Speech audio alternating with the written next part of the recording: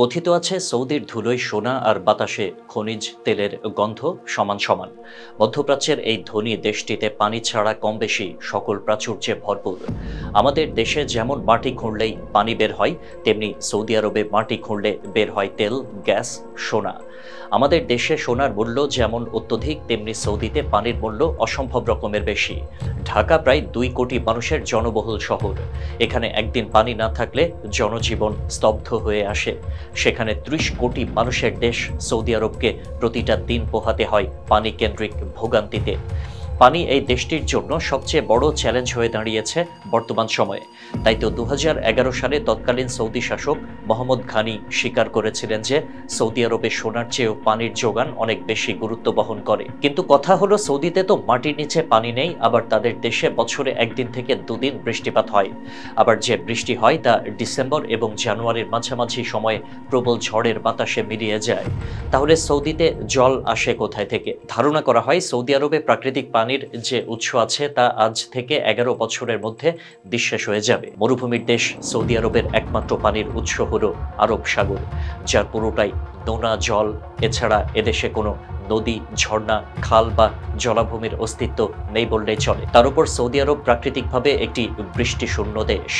প্রতিবেশী দেশ জর্ডান এবং সিরিয়াতে বৃষ্টি হলে সৌদিতে ভৌম জলের স্তর একটু হলেও বাড়ে। অতীতে পানি ব্যবহারের জন্য আরববাসী কুয়ো ব্যবহার করত, কিন্তু সময় গড়ানোর সাথে সাথে ভৌমজল নিঃশেষ হয়ে যাওয়ার কারণে কুয়োর গভীরতা বাড়ালেও পানির স্তর অবধি আর পৌঁছানো যায় না। তাহলে কোথা থেকে কিভাবে আসে এই পানি? চলুন তাহলে তারই উত্তর জানিয়ে দেই আপনাদেরকে। প্রকৃতপক্ষে সৌদি আরব কিছু উল্লেখযোগ্য প্রযুক্তির সাহায্যে তাদের প্রতিদিনের পানি সংগ্রহ করে। তাহলে কি সেই প্রযুক্তি যেগুলো তাদের জলের চাহিদা মেটাচ্ছে? অ্যাকুইফার।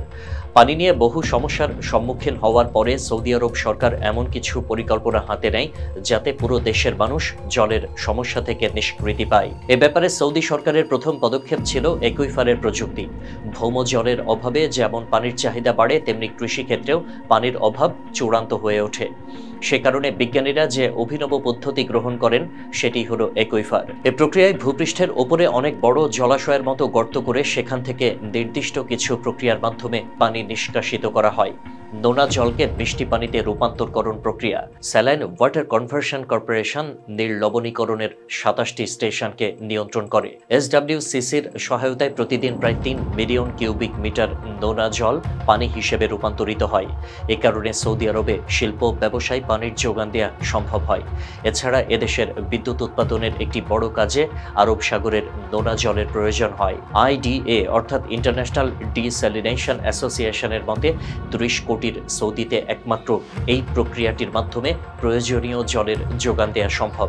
যদিও এই প্রক্রিয়াটি অত্যন্ত জটিল, তবুও এই দেশের মানুষদের নির্লবণীকরণ পাওয়ার প্ল্যান্টের উপর নির্ভর করতে হয়।